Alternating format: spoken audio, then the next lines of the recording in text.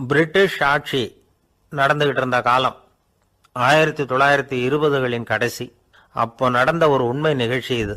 ஒரு கல்யாண மாப்பிள்ளை ரயிலில் இறங்க போறார். அவரை வரவேற்க ஒரு ராஜ குடும்பமே காத்துக்கிட்டு இருக்குது. மங்களூர்லேருந்து இறங்குற அந்த மாப்பிள்ளை யார் தெரியுமா? ஒரு நாய். உண்மைதான், அந்த நாய்க்கு தான் கல்யாணம். சுதேசி சமஸ்தானத்து மன்னர்களில் ஒருத்தர் ஜூனாகட் மகாராஜா.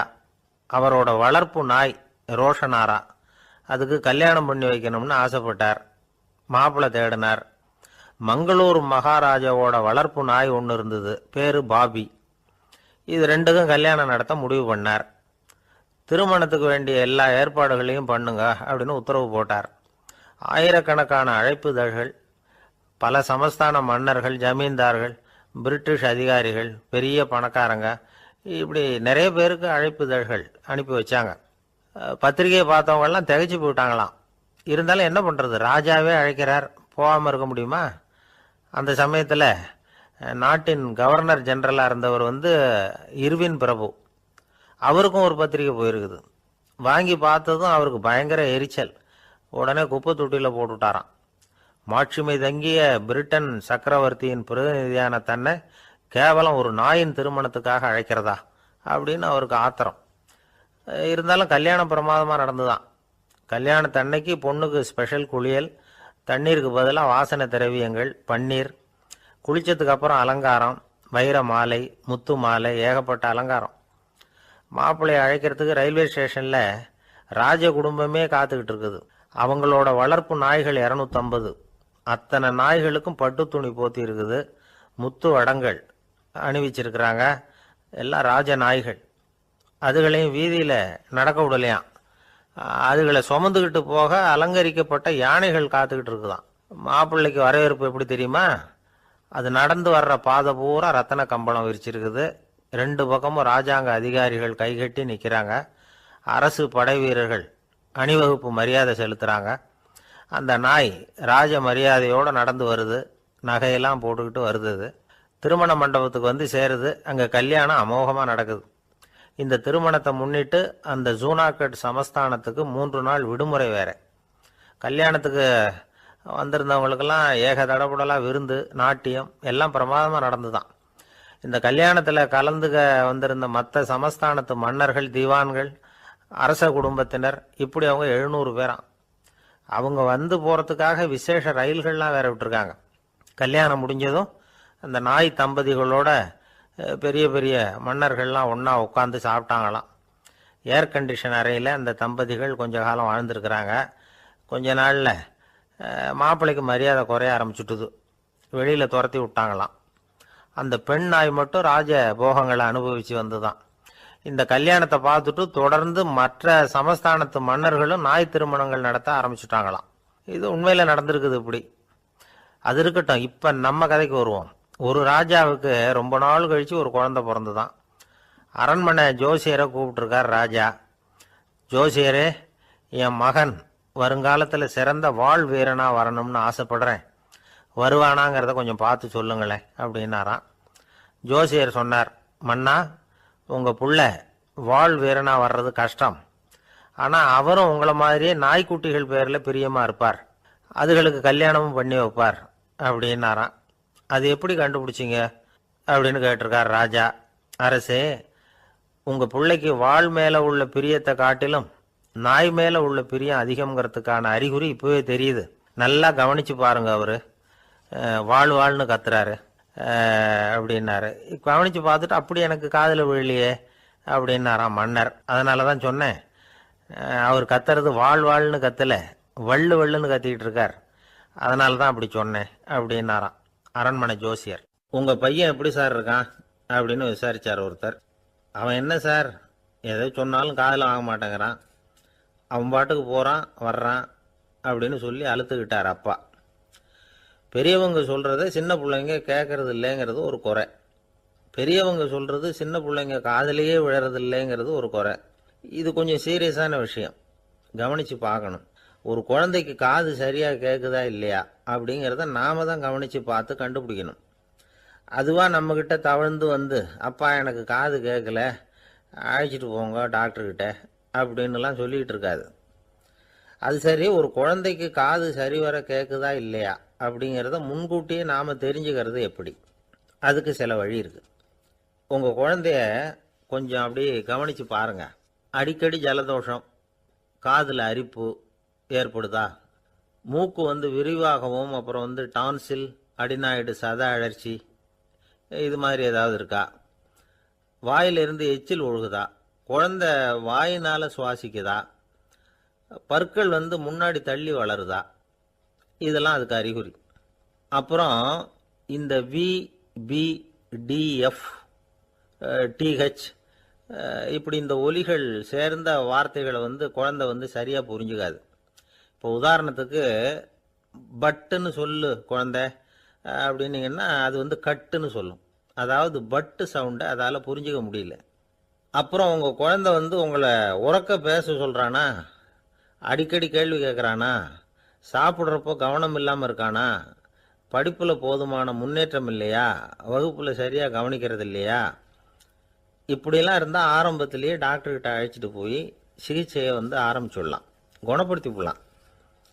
குழந்தைக்கு காது சரியாக கேட்கலன்னா நீங்கள் செய்ய வேண்டியது என்ன தெரியுமா? அவனுக்கு காது கேட்கலேங்கிறதுக்காக அவன் முன்னாடி சத்தம் போட்டு பேசக்கூடாது. மெதுவாக சீராக பேசணும். அவனை பார்த்து பேசணும். உங்கள் உதட்டு அசைவுகள் அவனுக்கு உதவும். அதை பார்த்தே புரிஞ்சுக்குவான். நீங்கள் வாயில் வெத்தலை பாக்கு போட்டுக்கிட்டோ புகை பிடிச்சிக்கிட்டோ பேசக்கூடாது. அப்படி பேசினா அவனால் அந்த உச்சரிப்பை சரியாக புரிஞ்சிக்க முடியாது. ஒரு வார்த்தையை சொல்கிறீங்க, அவனுக்கு புரியல அப்படின்னா அதே வார்த்தையை மறுபடியும் சொல்லணும். அவனுக்கு நீங்கள் முதல்ல சொன்ன வார்த்தை புரியலேன்னு நினச்சிக்கிட்டு மறுபடியும் திருப்பி சொல்கிறப்போ அதே அர்த்தம் வரக்கூடிய வேற வார்த்தையை சொல்லக்கூடாது. இப்படிலாம் நடந்துக்கிட்டா அவனுக்கு மன திடத்தை ஏற்படுத்த முடியும். இல்லைன்னா அவனுக்கு தாழ்வு மனப்பான்மை வந்துடும். குழந்தைக்கு காது கோளாறுன்னா ஆரம்பத்திலேயே டாக்டர்கிட்ட அழைச்சிட்டு போனால் போதும், குணப்படுத்தி விடலாம். அப்புறம் பார்த்துக்கலாமே அப்படின்னு அலட்சியமாக இருந்துட்டாதான் கஷ்டம்.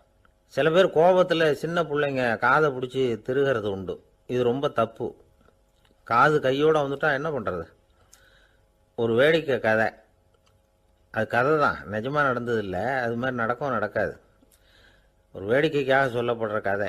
அதாவது ஒரு வீட்டில் அப்பா அம்மாவை பார்த்து சொல்லிகிட்டு இருக்கார், இதை பாரு, நாளைக்கு காலையில் என்னை சீக்கிரம் எழுப்பி விட்டுரு, நான் செங்கல்பட்டு வரைக்கும் போயிட்டு வர வேண்டியிருக்கு அப்படின்னாராம். இதை அவங்க பையன் காதில் வாங்கிட்டு இருக்கான். அப்பாவுக்கு சிரமம் வேண்டாமே அப்படின்னு நினச்சி அவனே காலையில் யாருக்கும் தெரியாமல் எழுந்திரிச்சு புறப்பட்டு செங்கல்பட்டுக்கு போட்டான். சாயந்தரமாக திரும்பி வந்தான். அப்பா பையனை காணாமல் அலமோதிக்கிட்டு இருக்கிறார். சாயந்தரமாக பையனை பார்த்ததும் எங்கடா போயிட்டு வந்தேன்னு கேட்டார் கோவமாக. செங்கல்பட்டுக்கு போயிட்டு வந்தேப்பா, நீ வீணா அலைய வேண்டாமேன்னு அப்படின்னா. எதுக்கடா போனேன்னு அதட்டினார். அதான்ப்பா, நீ நேற்று அம்மா கிட்ட சொல்லிக்கிட்டு இருந்த, அதை காதில் வாங்கினேன், உனக்காக நான் போயிட்டு வந்தேன் அப்படின்னா. உடனே எந்த காதில் வாங்கினேன் அப்படின்னு சொல்லி காதை பிடிச்சி திருகுனார். அந்த காது கையோடு வந்துட்டுது. இது நடந்து கொஞ்ச நாள் கழித்து அந்த அப்பாவும் பையனும் கடத்தெருவில் போய்கிட்டு இருக்கிறாங்க. எதிரில் ஒரு நாய் ஓடி வந்தது. அதுக்கு 2 காதும் இல்லை. என்ன இது, இந்த நாய்க்குட்டிக்கு 2 காதும் இல்லை அப்படின்னார் அப்பா. அதுக்கு பையன் சொல்கிறான், அப்பா அது 2 தடவை செங்கல்பட்டுக்கு போயிட்டு வந்துருவோம் அப்படின்னானா. ஒரே ஒரு ஊரில் ஒரு அம்மா இருந்தாங்க. அந்த அம்மாவுக்கு ஒரே ஒரு பிள்ளையாண்டான். அவனுக்கு ரொம்ப அக்கறையோடு கல்யாணம் பண்ணி வச்சாங்க. கல்யாணம் முடிஞ்சதும் மருமக பொண்ணு வீட்டுக்கு சேர்ந்தது.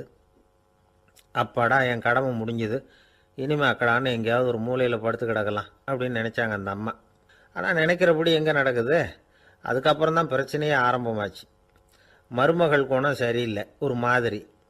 அந்த பொண்ணு வீட்டுக்கு வந்ததுமே முதல் வேலையாக மாமியாரை பார்த்து, அதுதான் நான் வந்துட்டேன்ல, இனிமேல் உங்களுக்கு என்ன வேலைங்க, புறப்பட வேண்டியது தானே, காசி ராமேஸ்வரம்னு எங்கேயாவது போங்க அப்படின்னுட்டு தான். மாமியாரை பார்த்தாங்க, கொஞ்சம் யோசனை பண்ணாங்க. இதை பாருமா, நீ இப்படி சொல்கிறதுக்கு முன்னாடியே வீட்டை விட்டு புறப்படணுங்கிற முடிவுக்கு நான் வந்துட்டேன். வீட்டை மட்டும் இல்லை, இந்த உலகத்தை விட்டே கூட போகிறதுக்கு தயாராக இருக்கிறேன். ஆனால் ஒரே ஒரு விஷயத்துக்காக என் உயிரை கையில் பிடிச்சிக்கிட்டு இருக்கிறேன் அப்படின்னாங்களாம். என்ன விஷயம்னு கேட்டது இந்த மருமக பொண்ணு. வேற ஒன்றும் இல்லை, என் பிள்ளைக்கு கல்யாணம் பண்ணி வச்சுட்டேன். ஒரு பேர புள்ள பிறந்து அதை என் கண்ணால் பார்த்துட்டேன்னா நான் எங்கே வேணும்னாலும் போகிறதுக்கு தயாராக இருக்கிறேன். அப்படின்னாங்களாம் அந்த மாமியார். மாமியார் இப்படி சொல்கிறதுலேயும் நியாயம் இருக்கிறதாக பட்டுது அந்த பொண்ணுக்கு. சரி அப்படியே இருந்து பார்த்துட்டு போகலாம் அப்படின்னு அனுமதி கொடுத்தது. கொஞ்ச காலத்தில் ஒரு பேரன் பிறந்தான்.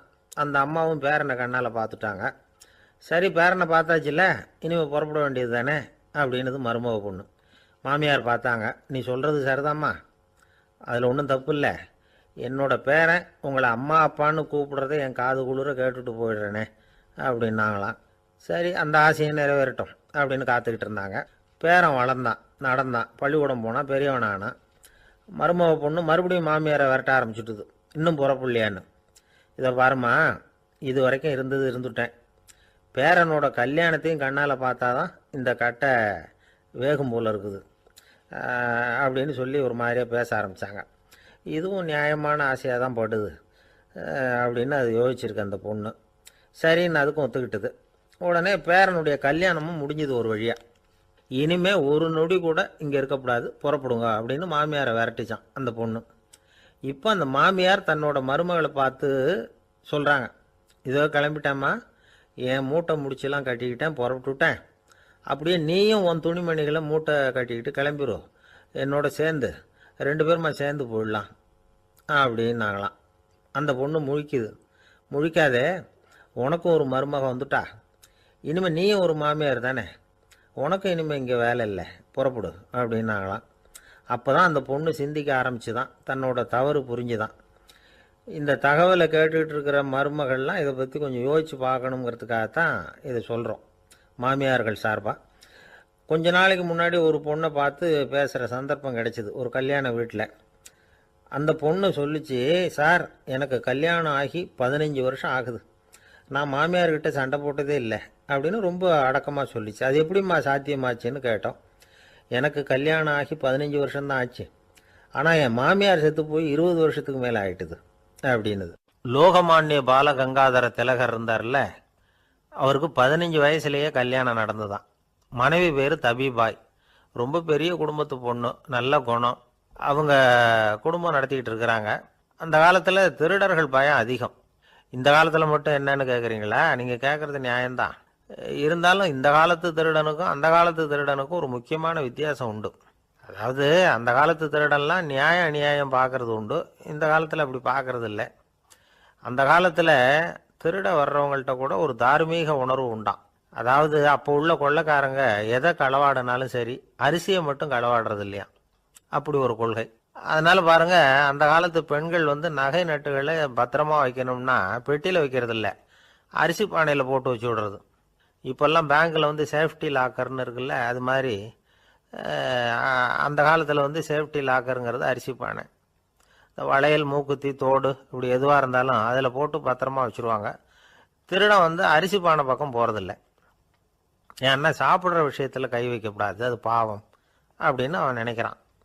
திலகரோட மனைவி தபிபாயும் அதே மாதிரி தன்னுடைய ஆபரணங்களை ஒரு அரிசி பானைக்குள்ளே போட்டு மூடி வச்சுருந்தாங்களாம். இப்படி இருந்தப்போ ஒரு நாள் ஒரு பிச்சைக்கார பொண்ணு வீடு வீடாக பிச்சை கேட்டுக்கிட்டே வந்திருக்குது. திலகர் வீட்டுக்கும் தர்மம் போடுங்க தாயே அப்படின்னு தான் அந்த பொண்ணு. அந்த அம்மா தபிபாய் காதில் இது விழுந்திருக்கு. உடனே கை நிறைய அரிசி அள்ளிக்கிட்டு போட்டிருக்கு. பாத்திரத்தில் அரிசியை போட்டதுக்கு அப்புறம் தான் தெரியுது, பளிச்சுன்னு கண்ணில் படுது. அதாவது அந்த அம்மாவோட வைர மூக்குத்தி ஒன்று அரிசியோடு சேர்ந்து அந்த பிச்சைக்கார பொண்ணு பாத்திரத்தில் போய் விழுந்துட்டுது. இந்த அம்மாவுக்கு மனசுக்குள்ளே குழப்பம், என்ன இப்படி ஆயிட்டுதே, மூக்குத்தி போயிட்டுதே, பிச்சை பாத்திரத்திலேருந்து அதை எப்படி எடுக்கிறது அப்படின்னு தயக்கம். வாயை திறந்து அதை கேட்கறதுக்கும் கூச்சம். திண்ணையில் உட்காந்துருந்த திலகர் இவ்வளவையும் பார்த்துக்கிட்டு இருக்கிறார். மனைவியின் மனசுக்குள்ளே நடக்கிற மௌன போராட்டத்தை அவர் நல்லா புரிஞ்சுக்கிட்டாராம். மனைவியை பார்த்து சொன்னாராம், தபிபாய், இது தெய்வ சம்மதம், அவளுக்கு சேர வேண்டிய மூக்குத்தி அவகிட்ட போயிட்டுது, பிச்சை பாத்திரத்தில் விழுந்த மூக்குத்தியை எடுக்க வேணாம் அப்படின்னாராம். சரின்னு சொல்லிவிட்டு மேற்கொண்டு எதுவும் சொல்லாமல் அந்த அம்மா வீட்டுக்குள்ளே போயிட்டாங்களாம். இந்த காலத்துலலாம் அது மாதிரி நடக்குமா? வெறும் அரிசியை போட்டுட்டு விவகாரம் பண்ணிட்டு இருக்க மாட்டோமா? ஒரு பெரிய மனுஷன் வீட்டுக்கு ஒரு பிச்சைக்காரன் வந்தான். ஐயா, நாங்கள் பிச்சைக்காரங்கள்லாம் சேர்ந்து ஒரு சங்கம் வச்சுருக்குறோம், அதுக்கு நிதி சேர்க்குறோம், அதுக்கு ஒரு 100 ரூபா கொடுத்தீங்கன்னா எங்களுக்கு பெரிய உதவியாக இருக்கும் அப்படின்னானா. அதெல்லாம் ஒன்றும் கொடுக்க முடியாது போ அப்படின்னாரான் அவர். அப்படின்னா ஒரு 50 ரூபாயாவது கொடுங்களேன் அப்படின்ட்டுருக்கான். அதுவும் முடியாதுன்னு சொல்லிவிட்டார். 25 ரூபா அப்படின்னு இருக்கான். எதுவும் முடியாது அப்படின்னாராம். சரிங்க, இவ்வளவு பெரிய வீட்டுக்கு வந்துட்டு வெறுங்கையோடு திரும்புறது நல்லா இருக்காது, அதனால சும்மா ஒரு 1 ரூபா மட்டுமாவது கொடுங்க அப்படின்னு இருக்கான் அவன். ஒரு பைசா கூட என்கிட்ட கிடையாது அப்படின்னு விட்டாரான் இவர். அப்படின்னா நீங்கள் ஒரு காரியம் பண்ணுங்களேன் அப்படின்னானா அவன். என்ன செய்யணும் அப்படின்னு இருக்கார். எங்கள் சங்கத்தில் நீங்களும் ஒரு மெம்பராக சேர்ந்துருங்க அப்படின்னானா. எனக்கு சொர்க்கம் தாண்டா அப்படின்னு நானா இவன். ஒரு பெரிய காடு, அந்த காட்டுக்கு மத்தியில் ஒரு ஆசிரமம். அங்கே ஒரு முனிவர் இருந்தார். பல இடங்கள்லேருந்து வர்ற குழந்தைகளுக்கு அவர் பாடம் சொல்லி கொடுத்துக்கிட்டு இருக்கிறார். ஏழை பணக்காரர் அப்படிங்கிற வித்தியாசம்லாம் கிடையாதுங்க. எல்லாரும் அவர்கிட்ட தங்கள் பிள்ளைகளை அனுப்பி வச்சாங்க. மன்னர்களுடைய பிள்ளைங்க கூட அங்கே அவர்கிட்ட தான் படிக்கிறதுக்கு வருவாங்க. ஆனால் அந்த முனிவரை பொறுத்த வரைக்கும் எல்லா பிள்ளைங்களும் ஒன்று தான். இது யார் வீட்டு பிள்ளைன்னெல்லாம் பார்க்க மாட்டார், எல்லாரும் சமம். மாணவர்கள்லாம் அங்கேயே மாத கணக்கில் வருஷ கணக்கில் தங்கியிருந்து பாடம் கற்றுக்கிட்டு போகிறது வழக்கம். அவராக பார்த்து போகணுன்னு சொல்கிற வரைக்கும் அங்கேயே இருக்கணும், படிக்கணும். குருகுல வாசம். ஒரு சமயம் ஒரு ராஜகுமாரனும் அவர்கிட்ட படிச்சுக்கிட்டு இருந்தான். அவனுக்கு ஒரு 15 வயசு இருக்கும். சில வருஷம் கழித்து இந்த முனிவர் தன்கிட்ட இருக்கிற மாணவர்களுக்கெல்லாம் பரீட்சை வச்சார். அவங்களுடைய அறிவு முதிர்ச்சியை கணிக்கிறதுக்காக பல சோதனைகள்லாம் வச்சார். ஒவ்வொருத்தராக பார்த்து இனிமேல் நீங்கள் உங்கள் வீட்டுக்கு போகலாம் அப்படின்னு சொல்லி அனுப்பி வச்சுக்கிட்டு இருக்கிறார். எல்லாரும் போயிட்டாங்க. கடைசியாக மிஞ்சி இருந்தது ஒரே ஒரு மாணவன். அவனை மட்டும் வீட்டுக்கு அனுப்பல. யார் அந்த பையன் தெரியுமா? அவன்தான் அந்த ராஜகுமாரன். ராஜகுமாரனுடைய தந்தைக்கு, அதுதான் இந்த ராஜாவுக்கு, அங்கே வயசு ஏறிக்கிட்டே போகுது. என்ன இது, படிக்க போன பையன் இன்னும் திரும்பி வரலையே அப்படின்னு நினைச்சார். வந்துட்டா சீக்கிரமாக அவனுக்கு பட்டம் கட்டி விட்டு நாம் விலகிக்கலாமே அப்படின்னு நினச்சாரு. கல்யாணம் வேற பண்ணி பார்க்கணும் பையனுக்கு. ஆனால் பையன் வர்ற வழியை காணும். ராஜா பார்த்தார். சரி, நேர்லேயே போய் என்னன்னு தெரிஞ்சுட்டு வந்துடுவோம் அப்படின்னு காட்டுக்கு புறப்பட்டார். அங்கே போய் முனிவரை பார்த்தார். முனிவர் இவரை அன்பாக வரவேற்று உட்கார வச்சார். அதுக்கப்புறம் ராஜா மெதுவா, எல்லாரையும் வீட்டுக்கு அனுப்பி வச்சுட்டிங்களாமே, ஏன் பிள்ளைய மட்டும் அப்படின்னு சொல்லி மெதுவாக இழுத்தார். முனிவர் இதுக்கு உடனே பதில் சொல்லலை. ராஜாவை கூப்பிட்டுட்டு போய் விருந்தினர் குடிசையில் தங்க வச்சார். அதுக்கப்புறம் சொன்னார், உங்கள் மகன் எல்லா பாடங்கள்லேயும் முதலிடம் வாங்கியிருக்கான். இப்படி முதலாவதாக வர்ற மாணவனுக்கு நாங்கள் இன்னொரு தேர்வு வைக்கிறது வழக்கம். அதுலேயும் அவன் முதலாவதாக வந்துட்டான்னா அவன் ஒரு பெரிய வித்வான் அப்படிங்கிற கௌரவத்தை அடைஞ்சிருவான் அப்படின்னார். அதாவது முனிவர் அப்படி சொல்கிறார். அப்படி சொல்லிவிட்டு போயிட்டார் அவர். ராஜா அங்கேயே தங்கிட்டார். ராத்திரி படுத்து தூங்கினார். காலையில் எழுந்திரிச்சு அந்த குடிசைக்கு வெளியில் வந்தார் பல்லு விளக்கிறதுக்காக. அந்த சமயத்தில் தூரத்தில் ஒருத்தன் ஒரு கையில் கோடாலியை வச்சுக்கிட்டு தலையில் ஒரு பெரிய விறகு கட்டை சுமந்துக்கிட்டு வந்துக்கிட்டு இருக்கிறது மாதிரி தெரிஞ்சது. யாராவது விறகு வெட்டியாக இருக்கும் அப்படின்னு நினைச்சார் ராஜா. கிட்ட வந்ததும் உத்து பார்க்குறாரு. பார்த்தா அது தன்னோட புள்ள. திகைச்சு போயிட்டார். என்ன இது, ஒரு ராஜகுமாரனை கூட இது மாதிரி வேலையெல்லாம் செய்ய சொல்கிறாங்களே அப்படின்னு நினைச்சார். ராஜகுமாரன் விறகு கட்டை கொண்டுகிட்டு போய் கொல்லை பக்கம் வச்சான். அந்த சமயம் முனிவர் அங்கே வந்தார். என்ன மகனே, விறகு வெட்டிட்டு வந்துட்டியா? சரி, இப்போ ஒரு துடைப்பத்தை எடுத்துக்கோ, விருந்தினர் குடிசையின் வாசல் பக்கத்தை கூட்டி பெருக்கி சுத்தம் பண்ணு போ அப்படின்னார். அப்படியே செய்கிறேன் குருவே அப்படின்னு சொல்லிவிட்டு போனான். சுத்தம் பண்ண ஆரம்பிச்சிட்டான். ராஜா பார்த்தார் இதை.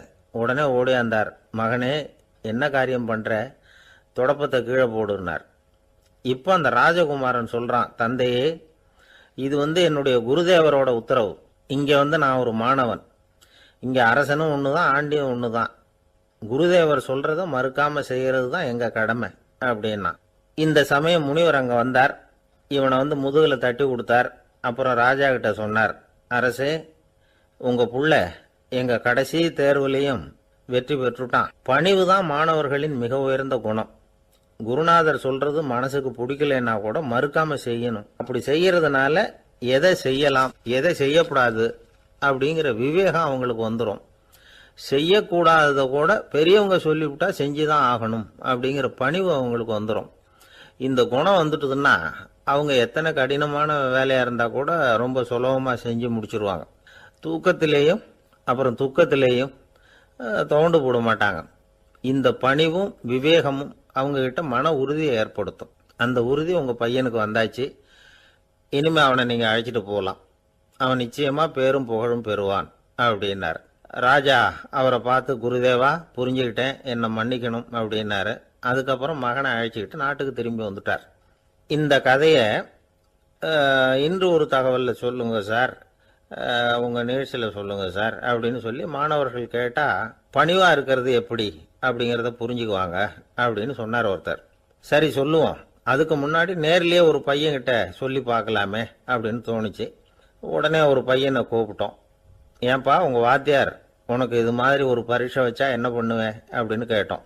நானும் அப்படி தான் சார் நடந்துக்குவேன், விறகு வெட்டுவேன், தொடப்பத்தினால கூட்டி சுத்தம் பண்ணுவேன், உடனே செஞ்சு முடிச்சிருவேன் சார் அப்படின்னா. பலே பரவாயில்லையே அப்படின்னோம்.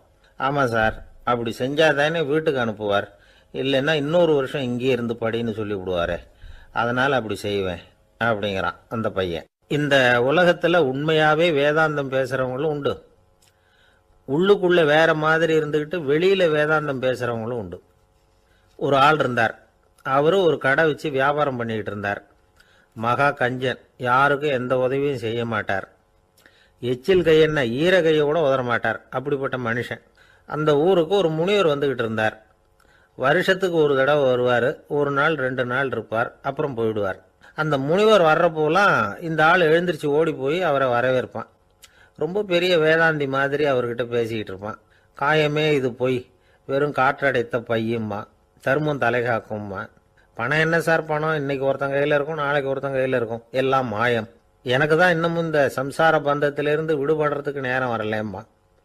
அந்த முனிவரும் இந்த ஆள் இப்படி சொல்கிறத கேட்ட உடனே, ஏப்பா அப்படி சொல்கிற, இப்போ கூட நீ சரின்னு சொல்லு, உனக்கு தீட்சை கொடுத்து இதிலிருந்து விடுபடுற ஞானத்தை போதிக்கிறேன் பார். உடனே அந்த ஆள் என்ன சொல்லுவான் தெரியுமா?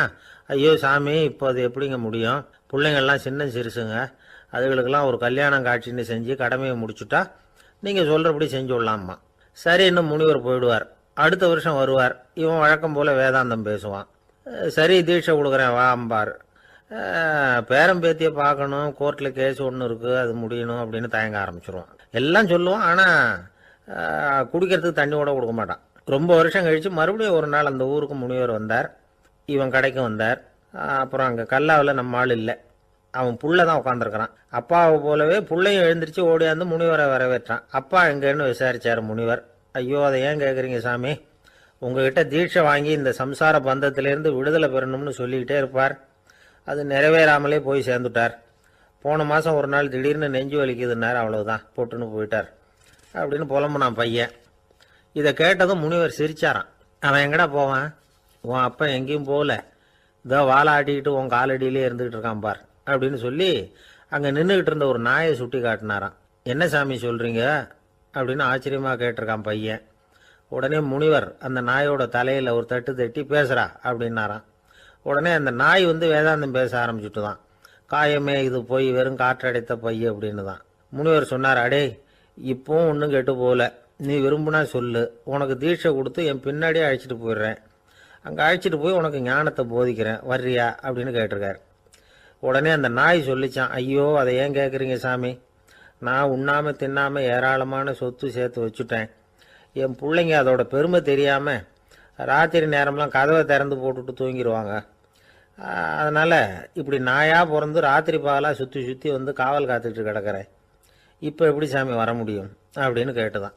அறியாமையிலேயே சுகம் கண்டு இப்படி இருக்கிற ஆளுங்களுக்கு எப்படி விடுதலை கிடைக்கும், எப்போ விடுதலை கிடைக்கும் அப்படின்னு கேட்குறார் தசாவதானி, திருக்குறள் பேர் ராமையா. அவர் கேட்குறது நியாயம் தானே. இந்த காலத்து பையன் ஒருத்தன் அப்பா கிட்ட சொன்னான், அப்பா இன்னைக்கு நான் 1 ரூபா மிச்சப்படுத்தி விட்டேன் அப்படின்னு. நானும் அப்படியா என்னடா பண்ணேன்னு கேட்டிருக்காரு அப்பா. டவுன் பஸ்ஸில் ஏறாமல் அது பின்னாடியே ஓடியாந்தேன், 1 ரூபா மிச்சம் தானே அப்படின்றான். அட பாவி, ஒரு ஆட்டோ பின்னாடி ஓடியாந்துருந்தா 10 ரூபா மிச்சமாயிருக்குமே, வேஸ்ட் பண்ணிட்டியே அப்படின்னாரான் அந்த அப்பா. சாலை ஓரமாக அழுதுகிட்டு உட்காந்துருந்தான். பிச்சை எடுத்து சாப்பிட்ற ஒருத்தன் அந்த பக்கமாக வந்தான். இவனை பார்த்தான். ஏன் அழுதுகிட்டு உட்காந்துருக்கிற, என்னாச்சு உனக்கு அப்படின்னு கேட்டான். அதுக்கு இவன் சொன்னான், என்கிட்ட ஒன்றுமே இல்லை, நான் இந்த உலகத்தில் இருந்து என்ன பிரயோஜனம், அதனால தான் அழுதுகிட்டு இருக்கிறேன் அப்படின்னா. உன்கிட்ட மறைஞ்சிருக்கிற புதையல் என் கண்ணுக்கு நல்லா தெரியுது, அது உனக்கு புரியல, அதனால தான் அழுதுகிட்டு இருக்கிற அப்படின்னா. என்னது புதையல் இருக்குதா, உன் கண்ணுக்கு தெரியுதா அப்படின்னு கேட்டான். ஆமாம், எனக்கு தெரியுது. அந்த புதையலை நீ விற்கிறதுக்கு தயாராக இருக்கிறியா அப்படின்னு கேட்டான் இவன். இதை கேட்டதும் அந்த இளைஞனுக்கு ரொம்ப ஆச்சரியமாக போச்சு. என்னது இப்படி கேட்குறானே அப்படின்னு. என்கிட்ட ஒரு காசு கூட இல்லையே, அப்படி இருக்கிறப்போ புதையல் எங்கேருந்து வந்தது அப்படின்னா. இந்த நேரத்தில் அந்த பிச்சைக்காரன் சிரித்தான். இப்படி தான் இந்த உலகத்தில் எல்லாரும் சொல்லிகிட்டு இருக்கிறாங்க, என்கிட்ட ஒன்றுமே இல்லை ஒன்றுமே இல்லைன்னு சொல்லி. ஆனால் அவங்கக்கிட்ட தான் புதையல் இருக்குது. நீ வேணும்னா என் கூட வா, நம்ம நாட்டு அரசர்கிட்ட போவோம்.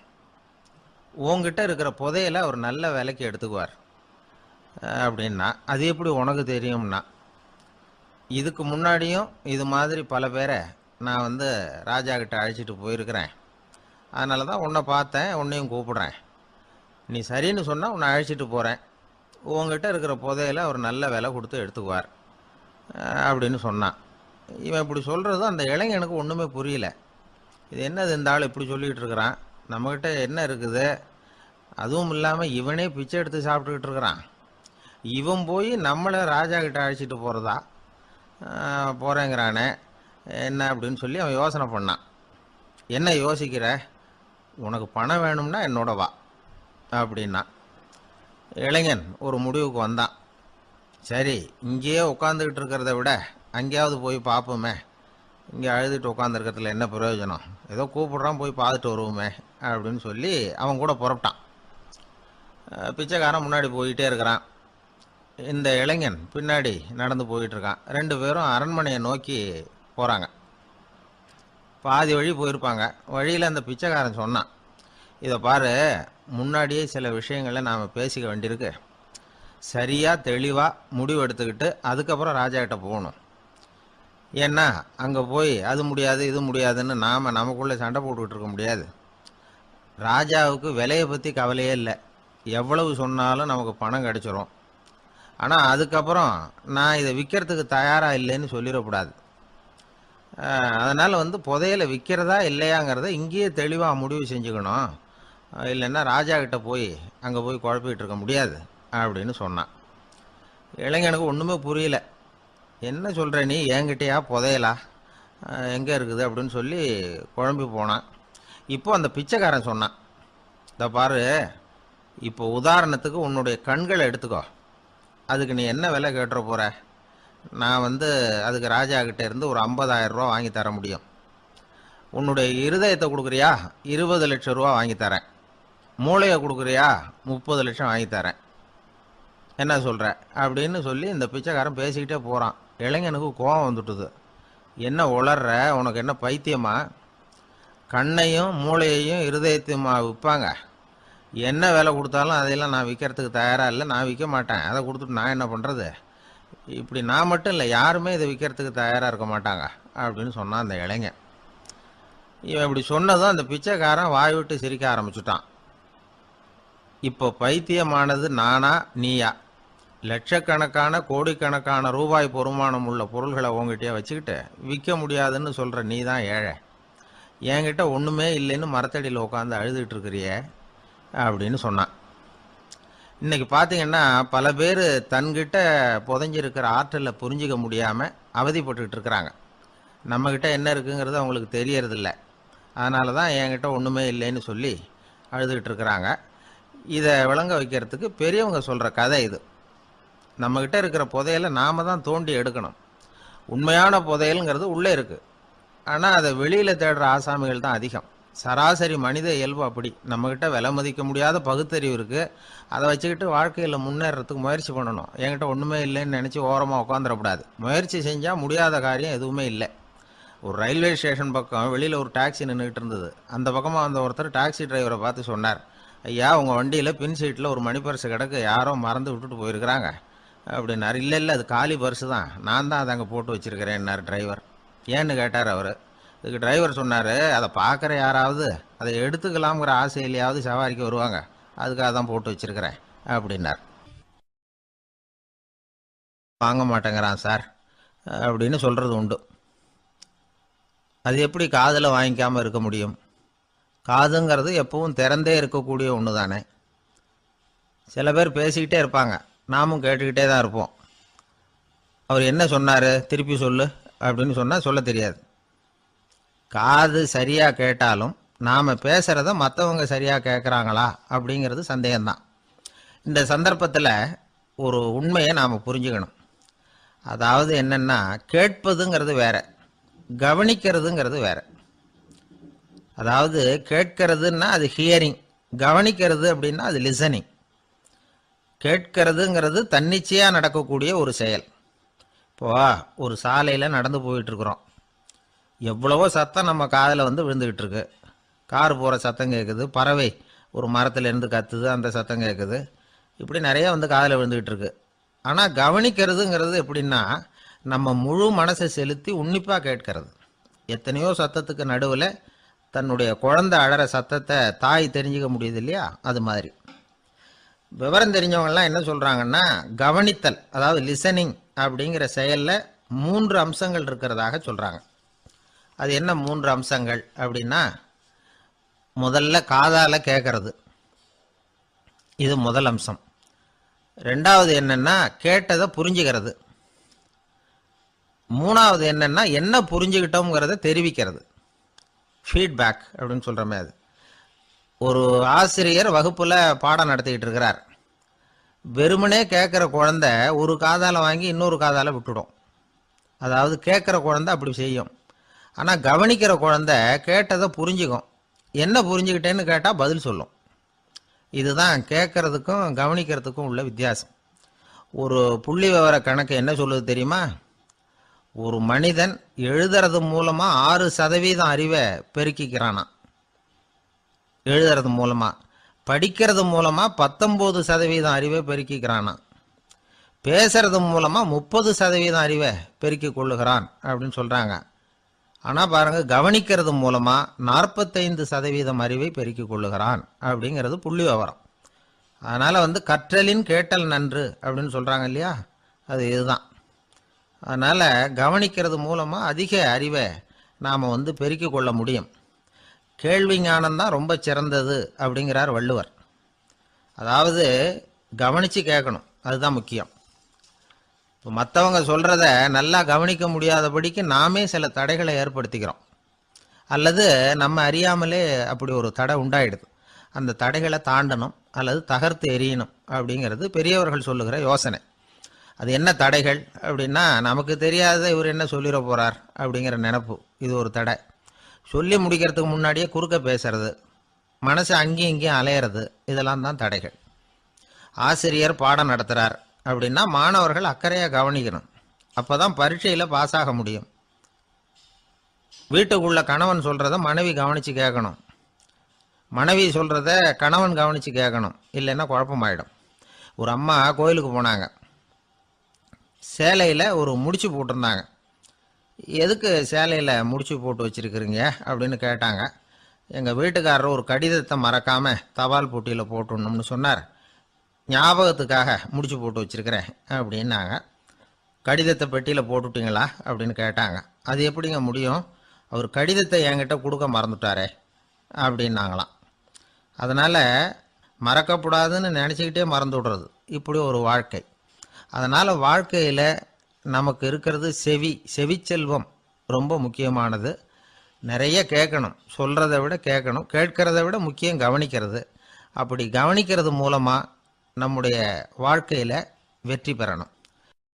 கழுதைய நண்பர்கள் எங்கே போனாலும் சேர்ந்தே போவாங்க வருவாங்க. அப்போது அந்த கழுதை கொஞ்சம் கவலையோடு பேச ஆரம்பிச்சுதான்.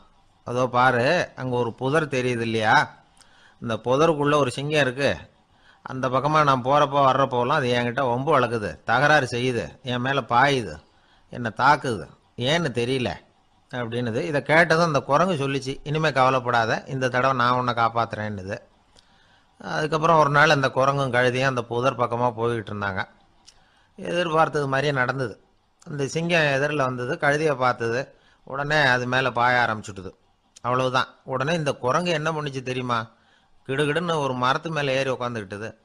அங்கே உட்காந்துக்கிட்டு கீழே அந்த கழுதையும் சிங்கமும் போடுற சண்டையை வேடிக்கை பார்க்க ஆரம்பிச்சுட்டுது. கொஞ்ச நேரம் கழித்து அடிபட்ட காயத்தோடு அந்த கழுதை மெதுவாக நடந்து வந்தது. குரங்கும் மெல்ல மரத்தை விட்டு கீழே இறங்கிச்சு. இப்போ கழுதை கேட்டுது, என்னை காப்பாத்துறேன்னு சொல்லிவிட்டு காலை வாரி விட்டுட்டியே, நீ பாட்டுக்கு மரத்து மேலே ஏறி உக்காந்துக்கிட்டே, அது நியாயமானது. குரங்கு பரிதாபமாக அதை பார்த்துது. நான் மரத்து மேலே இருந்து நீங்கள் 2 பேரும் சண்டை போட்டதை பார்த்துக்கிட்டு தான் இருந்தேன். உன்னோட சத்தம் தான் அதிகமாக இருந்தது, அது நீ சிரிக்கிற மாதிரி எனக்கு கேட்டுது. அதனால் நீ தான் ஜெயிச்சுக்கிட்டு இருக்க போல இருக்கு அப்படின்னு நினச்சிவிட்டேன்னு. இன்றைக்கி பல பேர் இப்படி தான் இருக்கிறாங்களாம். யார் ஜெயிக்கிறாங்க யார் தோக்குறாங்கங்கிறத முகத்தை பார்த்து கூட கண்டுபிடிக்க முடியறதில்ல. பேசுகிற பேச்சை வச்சு கூட கண்டுபிடிக்க முடியறதில்ல. தோற்கிறவங்க கூட சிரிக்கிற மாதிரி முகத்தை வச்சுக்கிறான். இன்றைய மனிதர்கள்கிட்ட ஏகப்பட்ட முரண்பாடுகள். பொய் முகங்களோட உலவுகிறவர்கள் தான் அதிகம். உண்மை முகம் எங்கே இருக்குது அப்படிங்கிறத புரிஞ்சுக்கிட்டு நண்பர்களை தேர்ந்தெடுக்கணும் அப்படிங்கிறது ஒரு முக்கியமான கருத்து. கடவுள் இந்த உலகத்தை படைச்சுட்டு அதுக்கப்புறமும் கொஞ்ச நாள் இங்கேயே தங்கியிருந்தாராம். அப்போ தான் அவருக்கு ஒரு உண்மை புரிஞ்சுதான், இந்த உலகத்தில் தங்கி இருக்கிறது எவ்வளவு இடைஞ்சல்னு. தினமும் மனிதர்கள் தேடி வந்து ஏதாவது புகார் சொல்லிக்கிட்டே இருந்தாங்களாம். எனக்கு அது வேணும் இது வேணும்னு கேட்டுக்கிட்டே இருந்தாங்களாம். சில பேர் வந்தாங்க, நாங்கள் வந்து விவசாயம் பண்ணுறோம், தண்ணி இல்லாமல் பயிர் காயுது, எங்களுக்கு மழை வேணும் அப்படின்னாங்க. அவங்க போனதும் அதுக்கப்புறம் சில பேர் வந்தாங்க, நாங்கள் வந்து மண்பானை செய்கிறவங்க நிறைய பானை செஞ்சு வச்சுருக்குறோம், மழை பெஞ்சால் எல்லாம் கரைஞ்சி வீணாக போயிடும், அதனால் இன்றைக்கி மழை பெய்யக்கூடாதுன்னாங்க. கடவுள் பார்த்தார், அவருக்கு என்ன பண்ணுறதுன்னே தெரியல, ஏகப்பட்ட குழப்பம், தலையை பிச்சுக்கலாம் போல் இருந்தது. கிட்டத்தட்ட பைத்தியம் பிடிக்கிற அளவுக்கு ஆயிட்டுது. எல்லாருடைய ஆசைகளையும் அவரால் நிறைவேற்ற முடியல. ஏன்னா ஒன்றுக்கு ஒன்று முரண்பாடாக இருந்தது. ஒரு நாள் தன்னுடைய அமைச்சரவையை கூட்டி ஆலோசனை கேட்டார். என்ன செய்யலான்னு சொல்லுங்கன்னார். இது என்ன பிரமாதம், பேசாமல் இமயமலை அடிவாரத்தில் போய் உட்காந்துங்க, யாரும் தொந்தரவு பண்ண மாட்டாங்கன்னாங்க. அங்கேயும் மனிதர்கள் வர ஆரம்பிச்சுருவாங்களேன்னார் கடவுள். சரி அப்படின்னா சந்திரனில் போயிருந்துக்கலாமேன்னாங்க. அங்கேயும் மனுஷன் குடி வர போகிறான் அப்படின்னார் கடவுள். வெகு தூரத்துக்கு அப்பால் உள்ள நட்சத்திர மண்டலத்துக்கு போயிடலான்னாங்க. இதெல்லாம் நிரந்தர தீர்வாகாது, நிரந்தரமாக இந்த மனிதனுடைய தொல்லையிலேருந்து நான் விடுபடணும், அதுக்கு ஏதாவது வழி சொல்லுங்கன்னார் கடவுள். ஒரு வயசான ஆள் வந்தார். கடவுளுக்கு காதோட காதாக ஒரு வழியை சொன்னார். கடவுளுக்கு முகம் மலர்ந்தது. அதுதான் சரி, அப்படியே செஞ்சுடலான்னார். அந்த ஆள் சொன்ன ரகசியம் என்ன தெரியுமா? மனிதனால் அடைய முடியாத ஒரு இடம் இருக்குது, அது வேற எங்கேயும் இல்லை, அவனுக்கு உள்ளே இருக்குது, அங்கே போய் மறைஞ்சுங்க, அதுக்கப்புறம் மனிதர்களால் உங்களுக்கு தொந்தரவு இருக்காதுன்னார். மனிதன் நினைக்காத இடம் அதுதான். அதாவது உள்ளுக்குள்ளே இருக்கிற உண்மையை புரிஞ்சுக்காம வெளியில் எங்கேயோ அது இருக்கிறதாக நினச்சி வரட்டிக்கிட்டு அலையிறான் மனுஷன். உள்ளே இருக்கிற உண்மை புரிஞ்சா நாம் தன்னம்பிக்கையோடு தலை நிமிர்ந்து வாழலாம். வேடிக்கையாக ஒரு கதை சொல்லுவாங்க. இதை பாருங்கள், நம்ம பையன் எங்கே பணம் வச்சாலும் எடுத்து விட்றான், என்ன பண்ணுறதுன்னாங்க அம்மா. அப்பா கொஞ்சம் நேரம் யோசனை பண்ணார். அதுக்கப்புறம் சொன்னார், அவன் கண்ணில் படாத இடமா, நம்ம வீட்டில் இருக்கிறது ஒரே இடம்தான், அங்கே பணத்தை வை திருட்டு போகாதுன்னார். அது எந்த இடம்னு கேட்டாங்க. அதுதான் அவன் பாட புஸ்தகம், அதில் வச்சிரு, அவன் தொடவே மாட்டான். பாட புத்தகத்தை தொடாமல் பரீட்சையில் வெற்றி பெற முடியாது அப்படிங்கிறத புரிஞ்சுக்கணும். உள்ளே இருக்கிற உண்மையை தொடாமல் வாழ்க்கையில் வெற்றி பெற முடியாது. அதனால் உண்மையை புரிஞ்சுக்கிட்டா வாழ்க்கையில் வெற்றி நிச்சயம். ஒரு நண்பர்கிட்ட பேசிக்கிட்டு இருந்தேன். அவருடைய உறவினர் ஒருத்தர் ஒரு நேர்முக தேர்வுக்கு போயிருந்தாராம், இன்டர்வியூவுக்கு.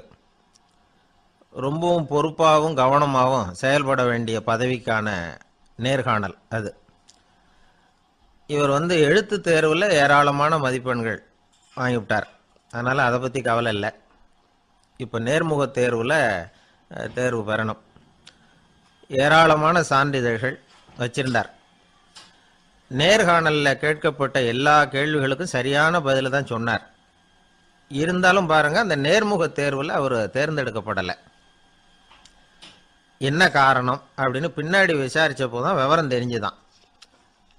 அது என்ன ஆயிருக்குதுன்னா, அந்த நேர்காணலின் போது இவர் வந்து நடந்துக்கிட்ட முறையில் சில தவறுகள் நடந்து போச்சான். முக்கியமாக வந்து 2 தவறுகள். ஒன்று, அவங்க ஒரு கேள்வியை கேட்டு முடிக்கிறதுக்குள்ளேயே இவர் பதில் சொல்ல ஆரம்பிச்சுட்டாராம்.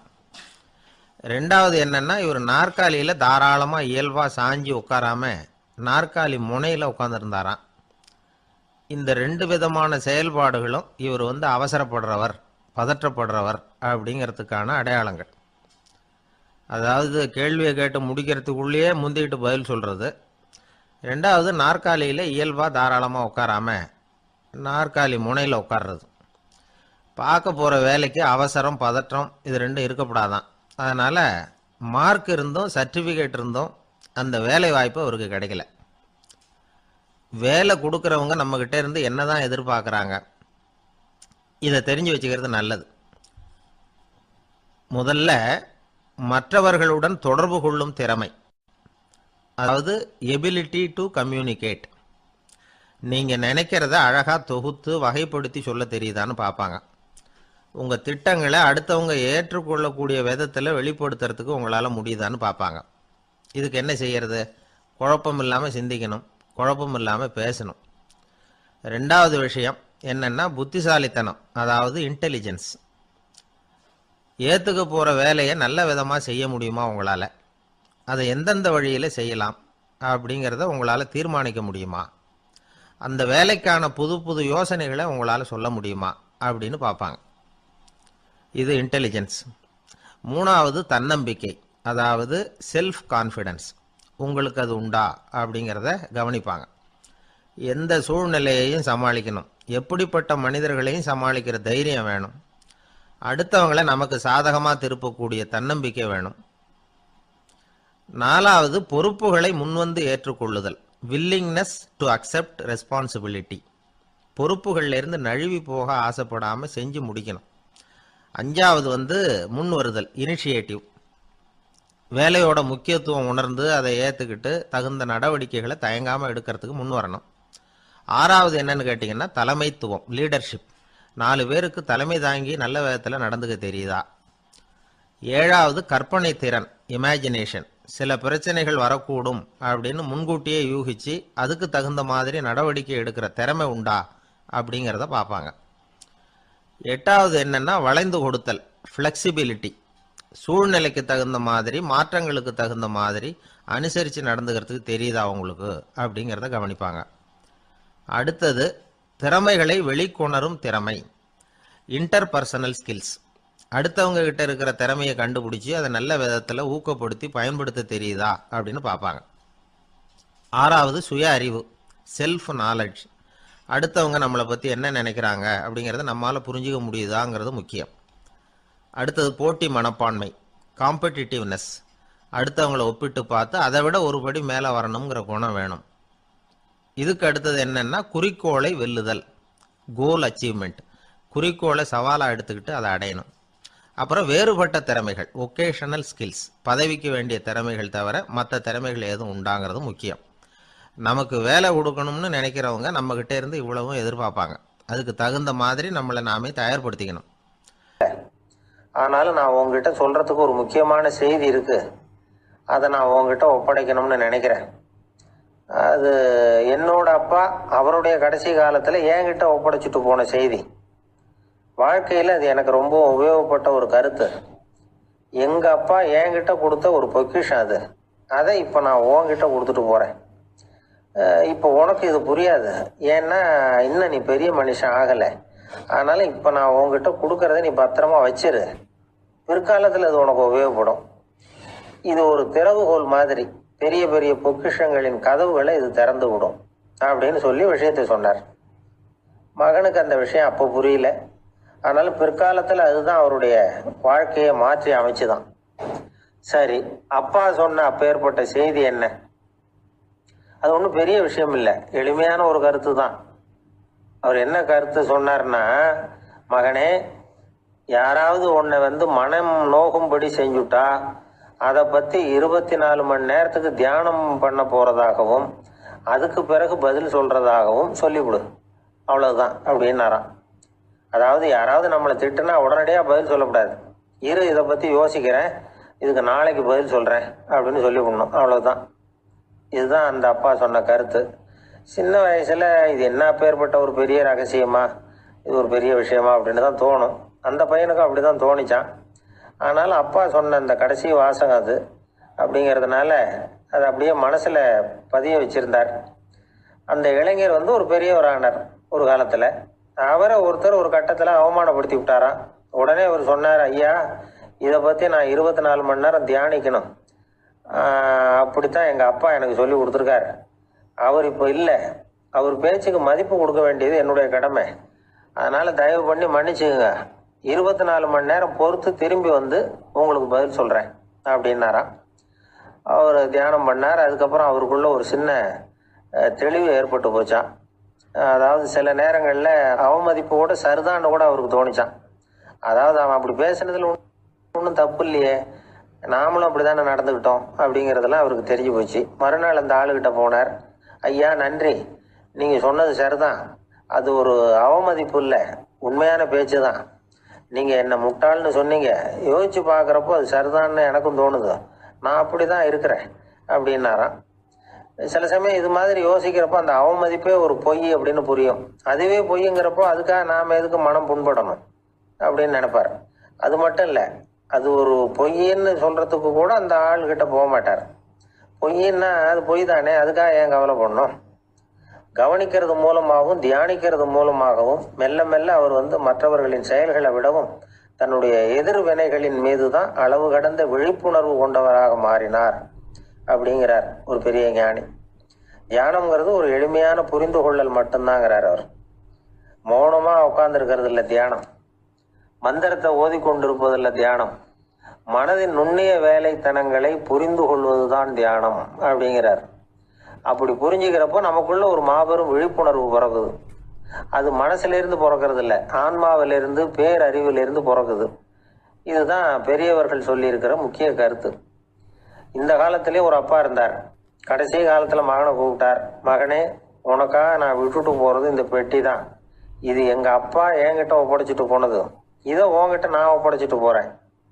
நான் இந்த உலகத்தை விட்டு போனதுக்கு அப்புறம் நீ இதை திறந்து பார், இந்த அதுக்கான திறவுகோல் அப்படின்னு கொடுத்துட்டு கண்ணை மூடிட்டாரான். கொஞ்ச நாள் கழித்து பொட்டியை திறந்து பார்த்துருக்கிறார். பொட்டியில் இருந்தது என்ன தெரியுமா? நம்ம குடும்பத்துக்காக தாத்தா காலத்திலிருந்து யார் யாருக்கிட்ட எவ்வளவு கடன் வாங்கியிருக்கிறோம் அப்படிங்கிற விவரப்பட்டியல் அதுக்குள்ளே இருந்துதான். நம்ம உடம்புல ரத்த அழுத்தம் இருக்குதே, அது நல்லதா கெடுதலா? உடனே அது கெடுதல்னு தான் சொல்லுவோம். ஆனால் உண்மை அது இல்லை. இயற்கையாக உள்ள ரத்த அழுத்தம் நம்ம உடம்புக்கு தேவையான ஒன்று. அந்த அழுத்தம் அதிகமாக போனால் தான் கெடுதல். அதை தான் நாம் பிபின்னு சொல்கிறோம். ஆனால் அது உண்மையிலேயே உயர் ரத்த அழுத்தம், ஹைப்பர் டென்ஷன்.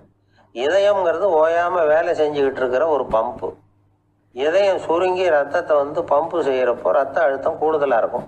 இதுக்கு பேர் சிஸ்டாலிக் பிளட் ப்ரெஷர் அப்படின்னு பேர். இதயம் விரிந்த நிலைக்கு திரும்புகிறப்போ ரத்த அழுத்தமும் குறையுது. இதுக்கு பேர் டயஸ்டாலிக் பிளட் ப்ரெஷர் அப்படின்னு பேர். இப்படி இது மாறி மாறி இருக்கும். இந்த பிபி 140 90 இப்படின்லாம் சொல்கிறாங்கல்ல, இதுதான். சீராக இருக்க வேண்டிய ரத்த அழுத்தம் ஒரு அளவுக்கு மேலே அதிகரிச்சுட்டா ஆபத்து ஆரம்பம்னு அர்த்தம். சரி, இந்த உயர் ரத்த அழுத்தம் உண்டாகிறதுக்கு என்ன காரணம்? இதனால தான் இது வருதுன்னு ஒரு காரணத்தை குறிப்பிட்டு சொல்ல முடியாது. ஆனால் வம்சாவளி காரணம், ரொம்ப டென்ஷனான சூழ்நிலையில் வேலை செய்கிறது, உடம்பு குண்டாக இருக்கிறது, இதெல்லாம் இந்த ஹை பிபிக்கு துணை செய்யுது. அப்படி தான் எடுத்துக்க வேண்டியிருக்குது. இது கிருமியினால் ஏற்படுற வியாதி இல்லை, உடம்புல ஏற்படுற ஒரு பழுது, அவ்வளவுதான். 40 வயசுக்கு மேலே தான் பொதுவாக இது பாதிக்கும். அதெல்லாம் சரி, ஒருத்தருக்கு உயர் ரத்த அழுத்தம் இருக்குது, அதை கட்டுப்படுத்துறதுக்கு வழி ஏதாவது உண்டா அப்படின்னா உண்டு. மருந்து கொடுத்தும் சரி பண்ணலாம். மருந்து இல்லாத சிகிச்சை முறைகளும் இருக்குது. இப்போ மருந்து சாப்பிட்றதுன்னா டாக்டர்கிட்ட போயிடலாம். அதுக்கு இப்போ சுமாராக 30 விதமான மருந்துகள் இருக்குதான். மருந்தோட உடல் கட்டுப்பாடும் மனக்கட்டுப்பாடும் சேர்ந்ததுன்னா ரொம்ப விசேஷம். அது இருக்கட்டும், மருந்து இல்லாமல் நாம் செய்ய வேண்டியது என்ன, அதை தெரிஞ்சுக்குவோம். முதல்ல சீரான உடற்பயிற்சி, வாக்கிங் ரொம்ப நல்லது. மனசை அமைதிப்படுத்துறதுக்கு யோகாசனம், ஆழ்நிலை தியானம், இது மாதிரியான பயிற்சிகள் நல்லது.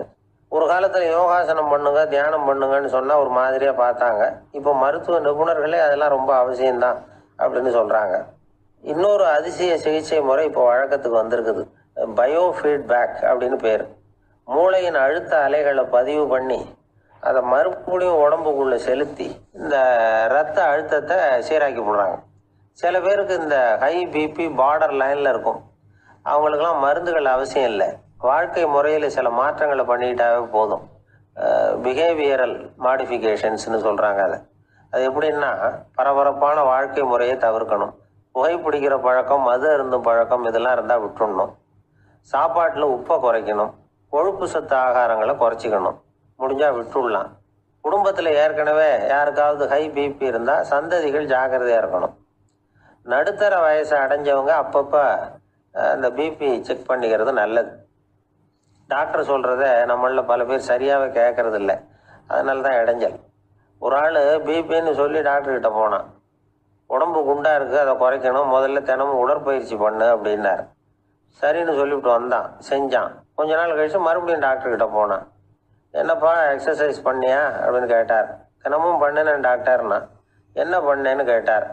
முன்னெல்லாம் சிகரெட்டை வந்து கடையில் வாங்குவேன், இப்போ நான் அப்படி வாங்குறத விட்டுட்டேன், தினமும் நானே என் கையாலேயே உருட்டி தயார் பண்ணுறேன் டாக்டர், இது ஒரு எக்ஸசைஸ் தானே அப்படின்னு நான். ஒரு ஊரில் ஒரு மன்னர் இருந்தார். அந்த ஊரில் அடிக்கடி சேவல் சண்டை நடக்கிறது வழக்கம். அரண்மனையில் ஒரு ஆள் இருந்தான். மன்னருக்காக அவன் ஒரு சேவல் வாங்கிட்டு வந்தான். சண்டை போடுறதுக்காக அந்த சேவலை தயார் பண்ணிகிட்டு இருந்தான். கொஞ்ச நாள் ஆச்சு. மன்னர் அந்த ஆளை கூப்பிட்டார். என்னப்பா சேவல் தயாராகிட்டுதா அப்படின்னு கேட்டார். இன்னும் அது தயாராகல மன்னா, இன்னும் வளரல, அதுக்கான தகுதி இன்னும் அதுக்கு வரல அப்படின்னா. எதனால் அப்படி சொல்கிறேன்னாரு. கோபம் ரொம்ப கடுமையாக இருக்குது அப்படின்னா. சரி அப்படின்னு விட்டுட்டார். மறுபடியும் கொஞ்ச நாள் ஆச்சு. இப்போ எப்படி நிலைமை, சேவல் தயாரா அப்படின்னார். இன்னும் இல்லை அரசே, மற்ற சேவல் எங்கேயாவது கூவுற சத்தம் கேட்டால் உடனே இது பரபரப்பாயிடுது, பக்கத்தில் ஒரு சேவலின் நிழலை கண்டா கூட இது பரபரப்பாயிடுது அப்படின்னா.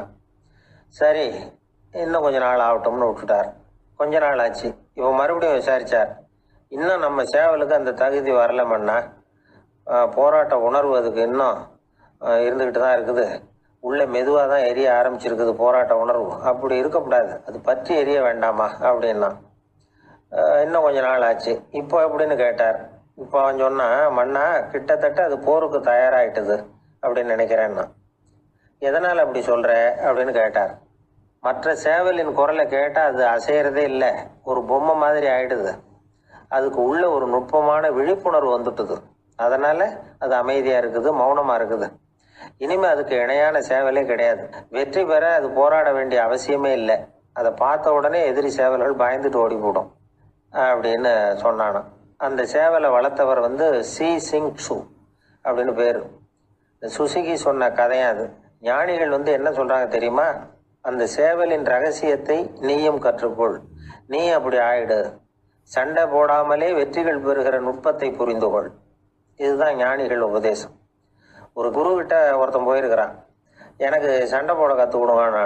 அதுக்கு என்ன செய்யணும்னார். என்ன உங்கள் மாணவனாக சேர்த்துங்கண்ணா. சரி இப்போ உன்னுடைய பலம் என்னன்னு கேட்டிருக்கார். இப்போ நான் தனி ஆளாக இருந்து ஒரு 100 பேரை சமாளிப்பேன் நானா. சரி அப்படின்னா என்னுடைய மாணவனாக உன்னை சேர்த்துக்கிறேன்ருக்கார். சேர்த்துக்கிட்டார். 6 மாதம் பயிற்சி கொடுத்தார். அதுக்கப்புறம் அவனை கூப்பிட்டு கேட்டார், இப்போ உன்னுடைய திறமை எவ்வளவுன்னு. இப்போ நான் தனி ஆளாக இருந்து ஒரு 50 பேரை சமாளிப்பேன் நானா. இன்னும் உனக்கு பயிற்சி தேவைன்னாராம். தொடர்ந்து சில நுட்பங்களை எல்லாம் சொல்லி கொடுத்துருக்கிறார். 1 வருஷம் ஆச்சு. எல்லாத்தையும் கற்றுக் கொடுத்துட்டார்.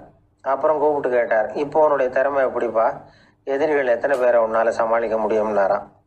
அவன் சொன்னான், ஐயா எதிரிகளின் பலம் என்னங்கிறத புரிஞ்சுக்காம அதை நான் ஒருத்தன் கேட்டான், இப்போ கடவுள் நம்ம முன்னாடி வந்து உங்கள் 2 பேரில் யாராவது ஒருத்தர் மட்டும் என்னோட சொர்க்கத்துக்கு வரலாம் அப்படின்னு கூப்பிட்டா நீ என்ன சொல்லுவேன்னு கேட்டானா. இவன் ரொம்ப பெருந்தன்மையாக உன்னையே அழைச்சிட்டு போக சொல்லிடுவேன் அப்படின்றான். அப்படின்னா உனக்கு சொர்க்கம் வேணும்